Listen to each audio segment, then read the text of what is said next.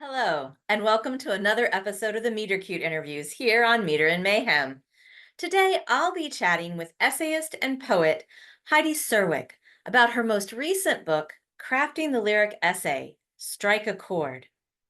She's also the author of the lyric essay collection Fluid States, which won Pleiades Press's 2018 Robert C. Jones Prize for Short Prose. And she's co-editor of the Rose Medal Press Field Guide to Writing the Lyric Essay. But wait, there's more. She's also the editor of North Dakota is Everywhere, an anthology of contemporary North Dakota poets. And her poetry collection, Conjoining, was released by Sable Books in 2017. She writes and teaches in Minneapolis, where she's also an editor for Essay, a journal of nonfiction studies. That's a lot of exciting stuff. Do you want to know more about her work? Me too. So let's sit back, relax, and get ready to fall in love. Hi, I'm Heidi Czerwiec, and I'll be reading The Resonance of Lyric Essays, or Liar, Not Liar. Or Liar, L-Y-R-E, Not Liar, L-I-A-R. And this essay contains riffs or reworkings of bits of Leah Purpura's Autopsy Report, Jamaica Kincaid's Girl, Wallace Stevens' 13 Ways of Looking at a Blackbird, Timothy O'Brien's The Things They Carried, Shakespeare's A Midsummer Night's Dream, and Brian Doyle's Leap, and borrows its form from John Scalzi's Being Poor. I shall write about romance. Here's the truth. When I first heard the resonance, I sang out loud. The song burst forth. I could not stop it. And now that I've admitted singing, I shall admit this. What sounded forth was jubilant, rhapsodic, astounding, whatever is the opposite of calm. Resonance is what Judith Kitchen insists with her declaration against Agata. To be lyric, there must be a liar. The liar, L-Y-R-E, not the liar, L-I-A-R. Resonance of origins, lyric, orphic, endorphic. Strike a chord, an accord of notes, denoting and connoting, a word chord of wordplay, proliferating. This is how to begin. This is how to begin again. This is how to wear your refrain with a difference. Don't space your rhymes too far apart for the ear to hear. Don't amplify your alliteration, lest you write like the slut you are so bent on becoming. Resonance begins with sacred theft, then a gift, and ends with a bargain. Apollo's sacred herd returned, the fine Hermes invention, a lyre from a lyre, then offered to Orpheus, tortoise shell strung with entrails, hollowness that hits you in the gut so hard even Hades himself will trade with you, your lyric skill for your silent sylph of a wife. Resonance is how we learn by rote. The English rote, small lyre the bard strums in time with the mnemonic rhymes to firm them in the mind. We will not be discussing whether that really resonated with me, so let us never speak of it. Resonance. At all the 13 Ways essays, the bawds of euphony cried out. Resonance. The rosin on the bow creating texture in the text. The drag across the strings, resonance. The bow bows to no one.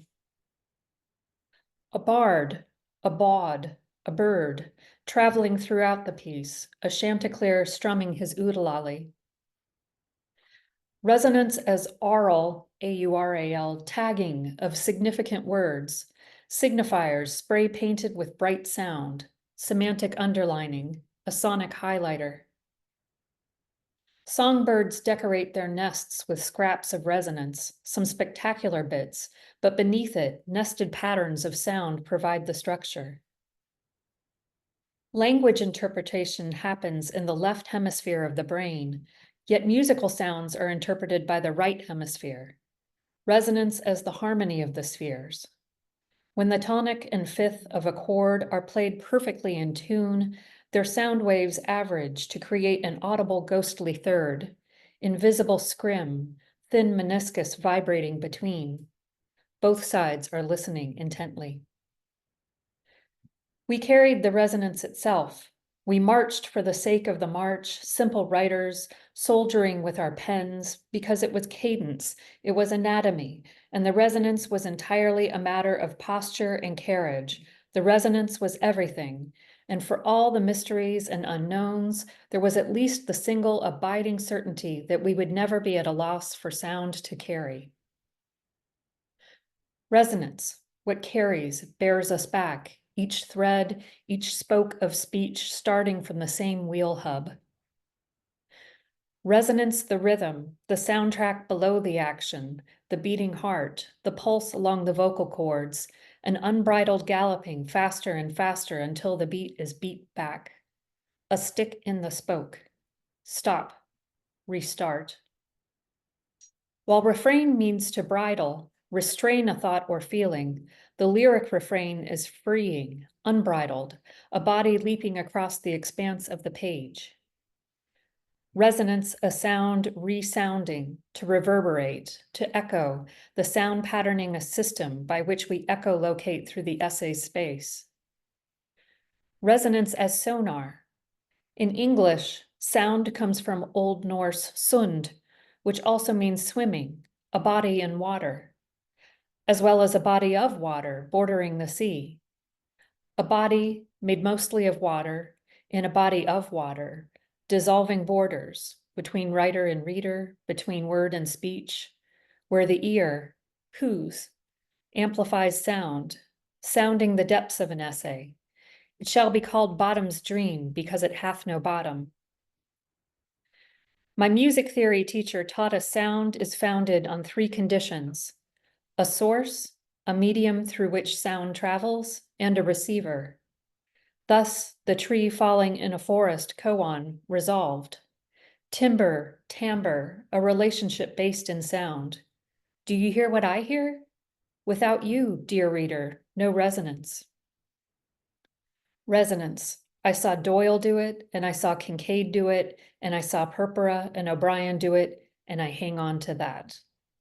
Thank you. Wow, Heidi, I really enjoyed that piece, and I feel like my brain is still kind of mulling it all over. Thank you. How did you decide on which authors to incorporate in the piece, or did the authors already sort of come and then the piece came from them?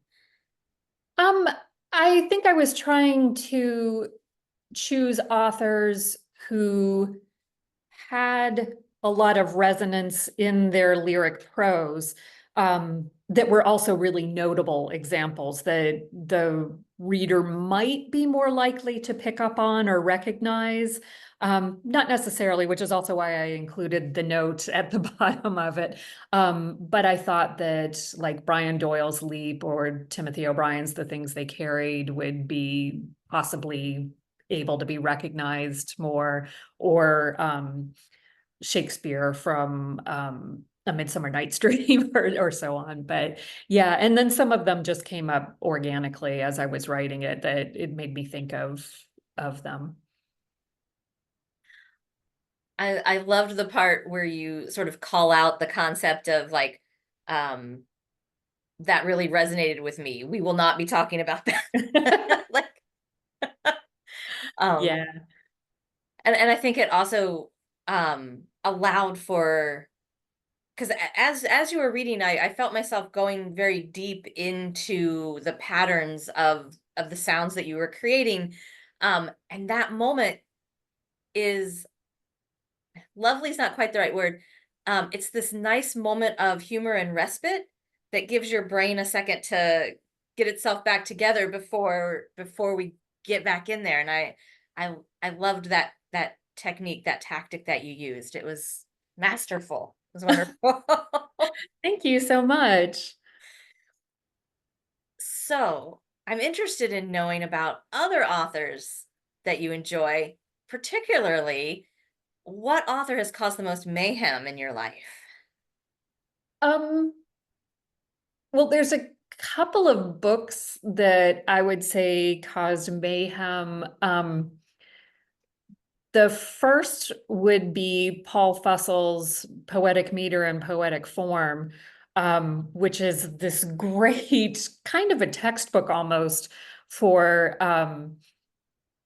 poetry in received forms that I encountered in college. I was a music major. And I was also a honor student, so you had to take like a certain amount of honors classes, and they were usually on sort of interesting or odd topics. But I took one called The Structure of Verse, and that was the textbook in the class. And I remember reading it and taking this class, and it just made so much sense to me as a musician. Like so many of the terms like caesura were being used exactly the same way, and meter, and the way the structures of the poems would mimic sometimes song structures that, like I said, just made complete sense to me. And I loved that class and ended up completely changing over and doing English and poetry, because the teacher was like, "You're good at this. You should come on over and, take my creative writing class." And so I did, and completely abandoned music. Well, not completely abandoned. I mean, I still think I use all of that information and skills and knowledge that I had, but then just applied it to poetry. So I would say that would be the first one, which is interesting because it's not like a creative text, but it was a book that ended up completely shifting what I thought I was going to be doing and studying. And then the second I would say is Leanne Roripaugh's book Dandarians, which I love her poetry. And she came out with the book Dandarians at around the same time that I felt like my poetry was sort of stuck, and I was writing these longer and longer pieces that went on for like 4 pages, but wasn't quite sure what I was doing with them. And Dandarians she published it as a book of poetry, but even she has said, looking back now, it's probably more like a collection of lyric essays, but there wasn't really language for that at the time. And she knew it was sort of hybrid, but didn't really know what to call it. And her background's in poetry, so she published it as poetry. But I think because I know her and knew her poetry, that reading that book, which is just incredible, gave me permission to steer from poetry into lyric essay, because I thought, oh, well, if she's doing it, then maybe I can do it. It just made it, for some reason, seem achievable, and I could have conversations with her about it. Like, why did you do this? That made it seem more possible. So that ended up steering me out of publishing poetry and moving into the lyric essay, which is pretty much where I've been writing ever since. Huh. Um, when you look back at your poetry that you were writing sort of right before you read the book, can you start to see the leanings toward it, or is it sort of a noticeable, like, quick turn? I don't think it's really a quick turn. I've always been a poet who is less interested in writing autobiographical work, I guess. Like I don't tend to write from my own experiences, that I would often do research to write poems. And I was always a lot more interested in weird facts or going down various rabbit holes and then coming back and bringing that information into poems. Um, so the longer and longer poems that I was writing ended up trying to make use of this information. And it seems like a lot of lyric essays do that. And I could see how that connected. And like I said, gave me permission to do that. But also the poetry that I had been writing, some of it was in form, like in received forms. Like I had written a whole chapbook of poems, a sonnet sequence about Betty Page, where I was playing around with the idea of sonnet as bondage. Interesting. That you enter into, and that it's like somehow the constraint that makes it more sexy. So I was also taking over these forms and using them to structure lyric essays as well, which was interesting and fun to do, because I hadn't seen a lot of that happening in lyric essays yet too. So it was fun to also import some of the poetry structures into lyric essays. Wow. Sorry, I have like 6 different questions in my head at once. And like part of my brain is trying to see if it can make them into one, and I don't I don't think I can. It's okay. So did okay. Did the form, so you had started to kind of play around with the forms in, like, received forms in poetry and working them into the lyric essays.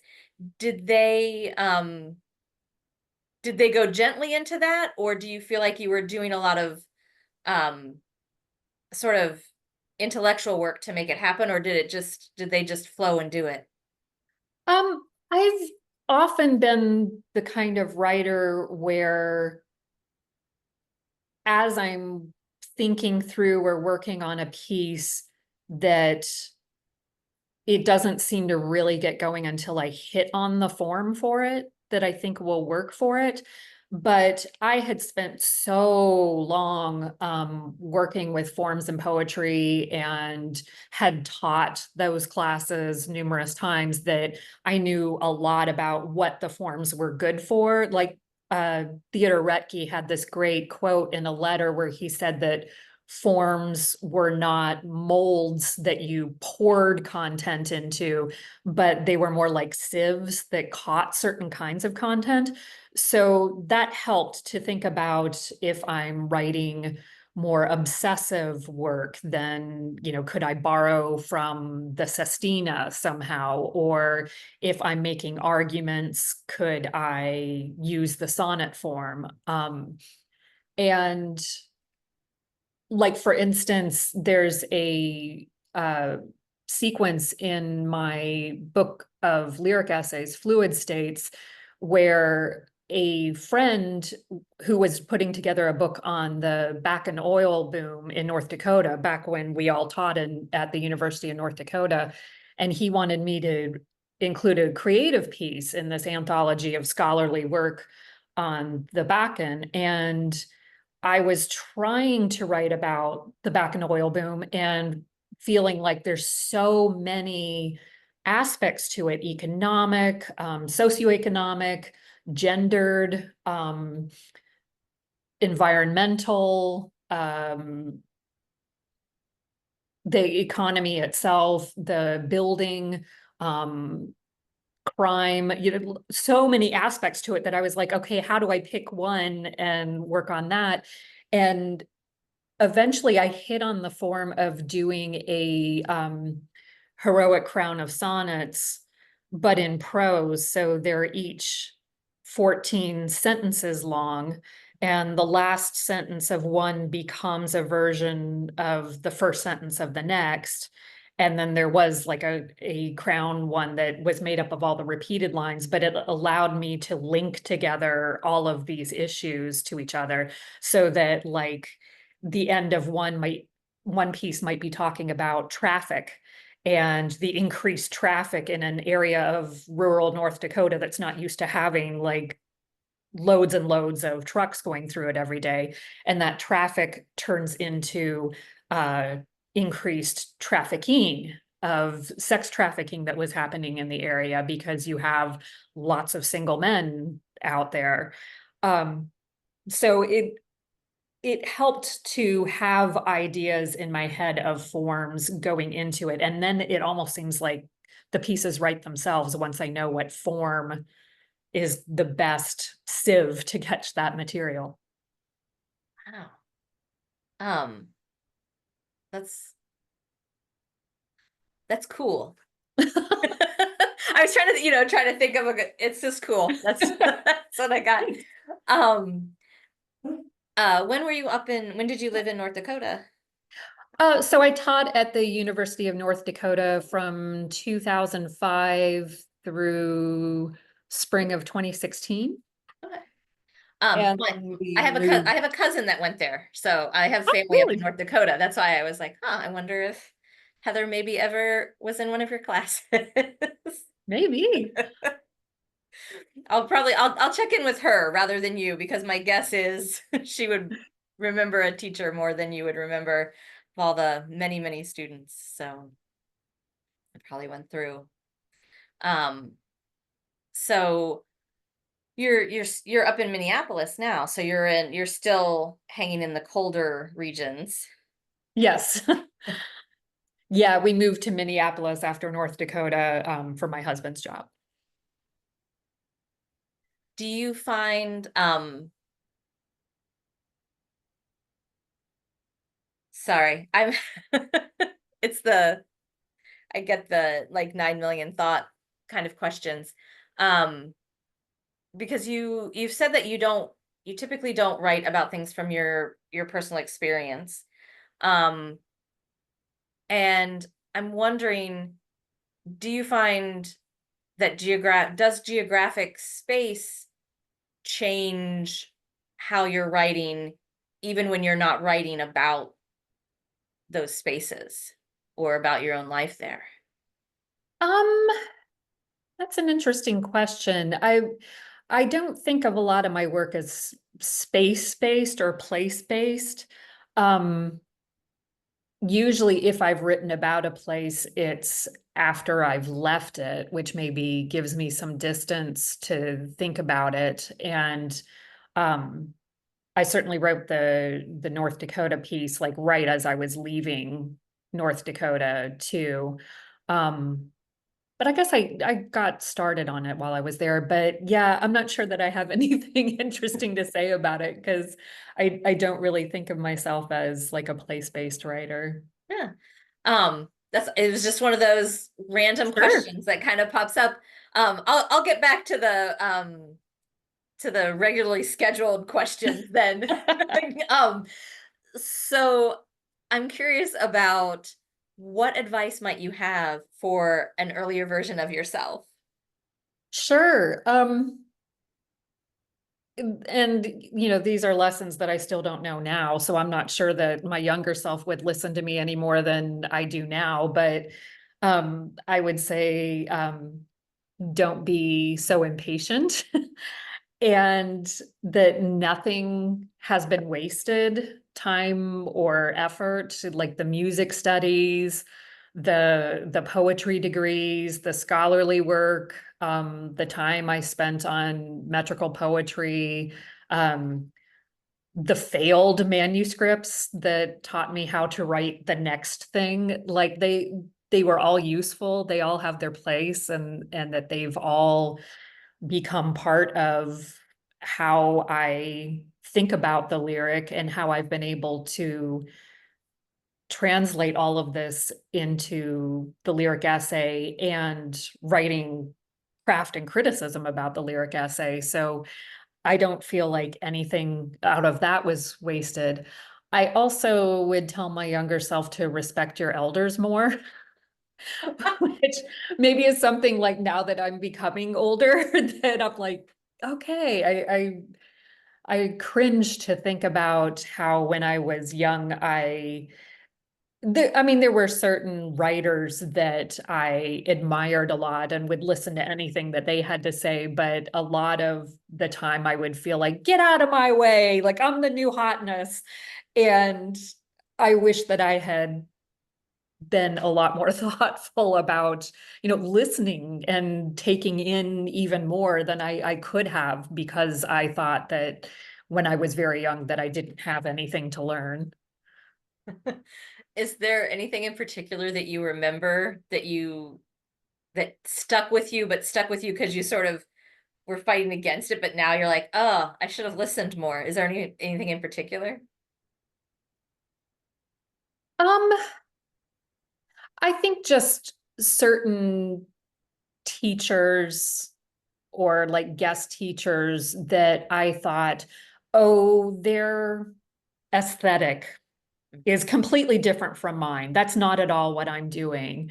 And so thought, oh, I don't need to listen to that. And I wish I had listened more, because even knowing what is a different aesthetic from yours, even if you like don't change your mind and pursue that, it's still helpful to have something to push off against. Like if you, the more you understand that aesthetic, the more you understand what yours is differing from. So yeah, I think probably that I just wish that I had listened more to the writers or authors that at the time I thought had a completely different aesthetic. Um, is there advice that you think that that earlier version of yourself would, if she got in a time machine and saw how you are now, do you think that there's any advice she would give you? Um, she would probably say to take more risks and like be weirder, be more badass. That like I was a lot weirder and a lot more risky when I was younger and didn't care as much about what other people think. And I think I'm getting to that again, where I'm getting old enough that I don't care what other people think.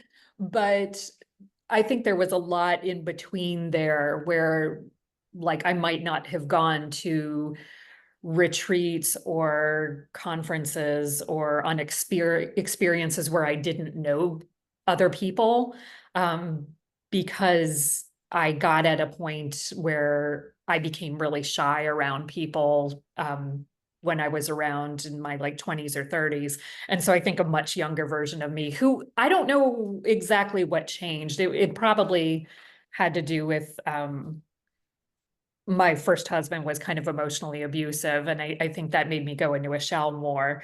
Um, but yeah, I think younger me would say like, just be weirder and just go do the thing and just go even if you don't know anybody. Huh. I that sounds like very good advice. I don't know if I would be able to take that kind of advice. Sometimes it's nice to know you're gonna know some folks, but Yeah, yeah. um what has been, so you mentioned conferences and I think you may have mentioned retreats and things, but do you have a favorite writing conference or residency or retreat? Is there something that kind of speaks to your heart for doing things like that? Um, yeah, I really love nonfiction now. Um, and the first one I went to, so one of the people who started it, or two of the people actually early on that started it, both were at the University of Utah when I was there for grad school. One of them was a fellow student with me, Nicole Walker, in poetry. Or we were both in poetry there. And then one of the faculty members, Robin Hemley, and Nicole and Robin and a couple other people started Nonfiction Now.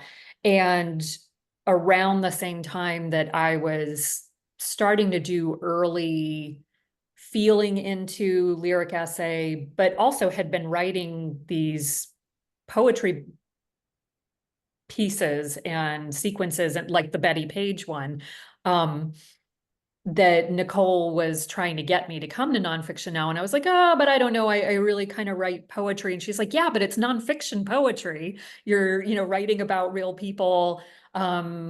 We need more poets here. We need more people who aren't just writing like memoir that, I want to get more poets here, because she had gone from poetry into writing lyric essays. So she kind of strong-armed me into going, but I'm so glad. And I've gone to it whenever it's been in the US. I wasn't able to go to the ones that were overseas. One, because one of them was just like I couldn't make it work. And the other one was during the pandemic, which that shut down the travel for everyone. Um, but it's so laid back and everybody is such a nerd. And I love hearing about whatever rabbit hole they've gone down and researched. Like that's my favorite thing, is just hearing, what are you writing about or what are you researching right now? Because people will completely geek out on whatever it is that they're currently into. That's that's cool. It's my word today is cool. So what are you, is there something that you're working on right now? What are you researching now? I'm kind of split between two different things. One is a failed manuscript that I'm trying to make weirder. Like I had written it very specifically for a certain writing series in that style, and it wasn't a great fit, and it didn't get taken, and that's fine. But since I don't have to try to fit it into that particular style, I'm trying to put it back into my own style, which is to weird it up. Um, and that one's about perfume. And then I'm also trying to figure out how to write like mushrooms. Like it's both about mushrooms, and I haven't figured this out yet, but that this lyric essay critic, Amy Bonifants, had been talking about like how fragments connect. And one of the things that she theorized was like, well, what if they're connected like mycorrhizal below the surface? And that just stuck with me. And so I'm trying to think like, okay, what would that look like? Like what would a form of writing look like that was mycorrhizal? What would that look like on the page? And trying to think how to write about mushrooms in the form of mushrooms. And I'm not sure what I mean by that yet. It hasn't quite, but I'm starting to get some ideas. So I'm hoping that that might actually pan out. Or it might be a beautiful disaster. I don't know. Um, in your preparation and thinking about that, are you reading like Hardt and Negri also as you're sort of Am I going reading down what? Hardt and Negri? Don't they have rhizomes in their theories?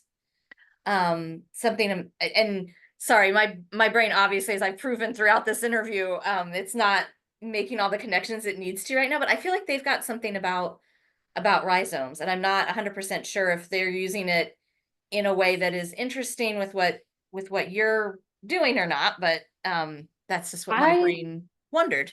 don't think I have read that, and I would love to like maybe after this like get the names, make sure I'm spelling them right to make sure. But I've been reading like, the mushroom at the end of the world, and um oh, I can't think of the Merlin Sheldrake book that was about mushrooms too, that was amazing. But um yeah, it's interesting. I'm not totally sure what I'll be doing with it yet, but I'm hoping that it will do something, and that it won't just sort of fall into that mushrooms have been sort of popular lately. So I'm a little worried, like, am I just making more of the same noise? But we'll see.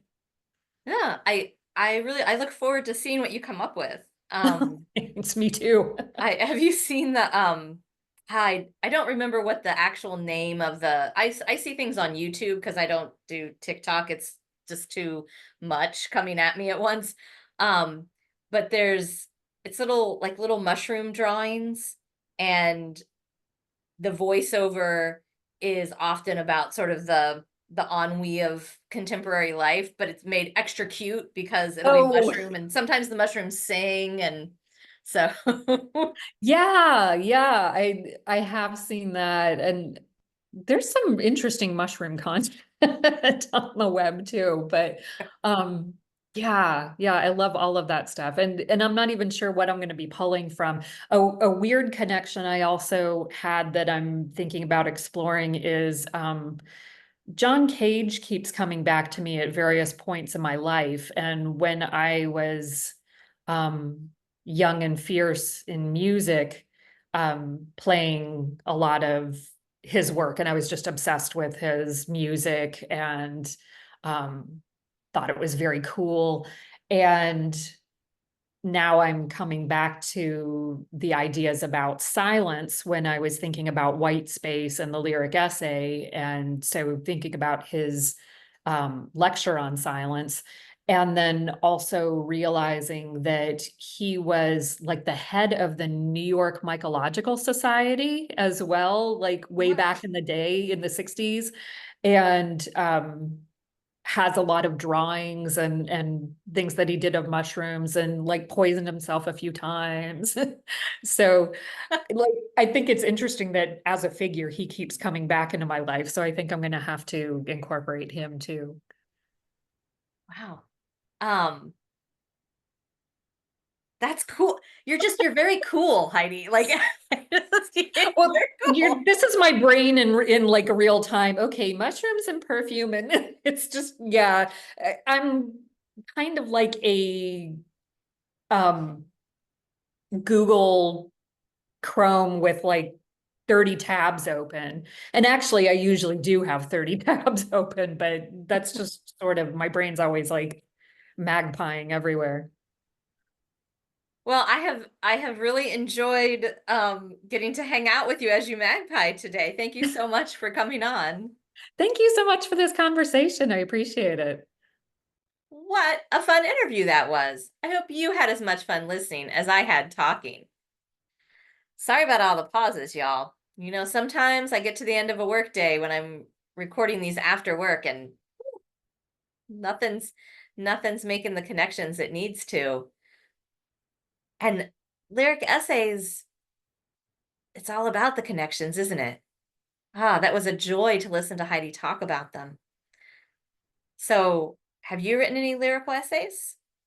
Are you a poet that's branching out and playing around with those? Let me know down in the comments. Thanks for stopping by.